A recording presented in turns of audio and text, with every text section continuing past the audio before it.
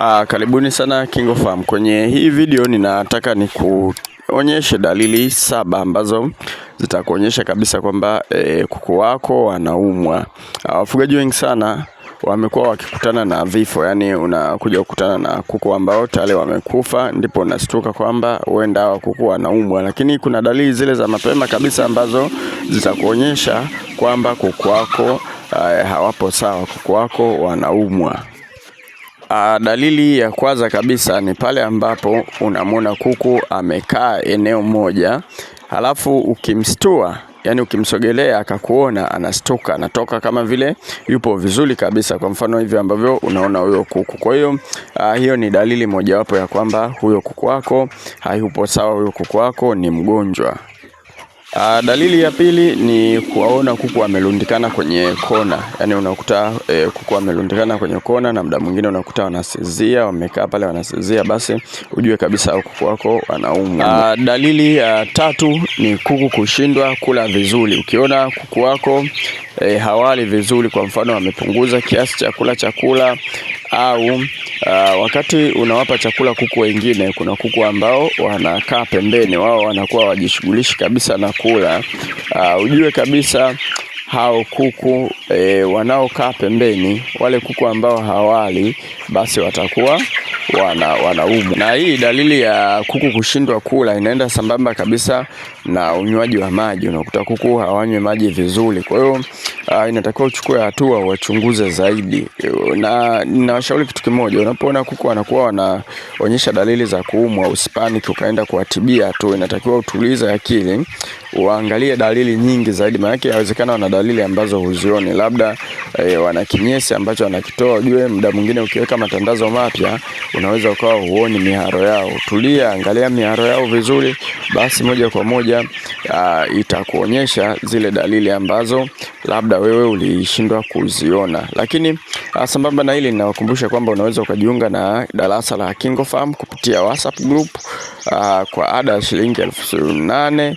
Ukilipia 8,000 tutakuunga kwenye kundi ambalo utakaa kwa muda wa miezi miwili. Kwenye hili kundi utajifunza vitu vingi sana ambavyo vinahusiana na ufugaji, namna ambavyo sisi tunafuga, namna ambavyo sisi tunatibia, lakini kitu kizuri zaidi, changamoto ambazo tunakutana nazo sisi pamoja na wafugaji wengine. Kwenye kundi letu kuna wafugaji zaidi ya 400. Kwa hiyo changamoto zao zote wanakuwa wanaziweka pale, na sisi tunakuwa tunawaambia kitu cha kufanya kwa ajili ya hizo changamoto. Lakini sambamba na hilo, unaweza pia ukapata vitabu. Unaweza kuchukua vitabu ukajiunga na kundi, hiyo itakuwa ni vizuri zaidi, maana kuna miongozo ipo kwenye kitabu kwa mpangilio maalum. Ukiingia kwenye kundi unaweza usipate ule mpangilio, lakini vitu kama vile jinsi ya kutengeneza chakula, kanuni za kutengeneza chakula, chanjo za asili, zote utazipata kwenye kitabu. Kitabu ni gharama yake shilingi 10,000, na sio kitabu kimoja. Tunavyo vitabu kama 5 hivi, tunakutumia soft copy kwa njia ya WhatsApp.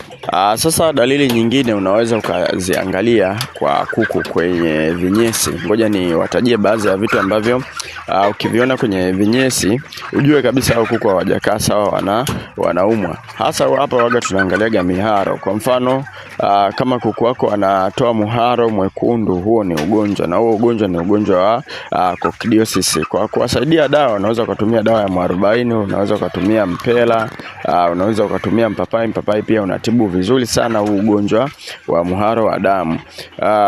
Kuna muharo mweupe, ule muharo ambao unakuwa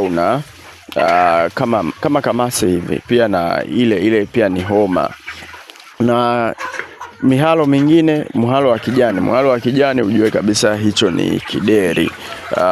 Kuku unakuta wanajisaidia muharo wa kijani. Lakini pia kuna muharo wa njano. Sasa huu muharo wa njano una vitu viwili, inaweza ikawa kipindupindu, lakini pia kuku wakiumwa kwa muda mrefu, yani kuku wako wakaumwa kwa muda mrefu, basi moja kwa moja utakuta wanajisaidia muharo. Tukirudi kwenye upande wa vifaranga. Sasa vifaranga, moja ya dalili ambazo za haraka sana ni kutajia hapa, ambazo unaweza ukaziona na ukajua hawapo sawa. Kwanza, vifaranga pia waga wanalala, kwa hiyo wala isikupe shida. Na muda mwingine unaweza ukaona kifaranga amelala kama vile amekufa, kumbe ni amelala tu. Ila ukiona umeweka joto lakini bado vifaranga wanakumbatiana, vifaranga wanakuwa wamekumbatiana kwa muda mrefu, basi ujue kwamba hapo kuna shida kwa hao vifaranga. Kwa hiyo ni moja ya dalili ya kwamba vifaranga wako wanakuwa wanaumwa. Lakini pia vitu kama vile kushindwa kula vizuri, hiyo ni dalili ambayo inaonyesha kabisa kwamba vifaranga wako hawapo sawa.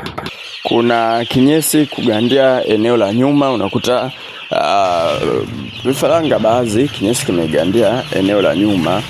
Hiyo waga inakuwa ni shida, na mara nyingi sana waga sisi tunatibu hapa kwa kutumia mafuta ya kupikia, yale mafuta ya alizeti yale pale, ndio huwa yanatibu vizuri sana hiyo homa. Na hizo ni homa ambazo zinatoka kwa mama kwenda kwa na mwisho kabisa, hivyo ndio vitabu ambavyo sisi KingoFarm tunavyo. Kwa hiyo unaweza ukaona hapo kitabu gani ambacho kinakufaa. Labda kama unafuga kuku wa kienyeji, kinaweza ikawa ufugaji bora wa kuku wa kienyeji na tiba za asili. Tiba za asili kinamfaa kwa kila aina ya kuku, hata kama unafuga layers, kuku wa kisasa, kuku wa kienyeji, chotara, kinakufaa. Huo mwongozo pia ni booster. Kwa mfano umefuga kuku wako unataka wawe wanene, humo utakutana na mwongozo. Kuku wako umefuga sana hawatagi vizuri, humo utakutana navyo.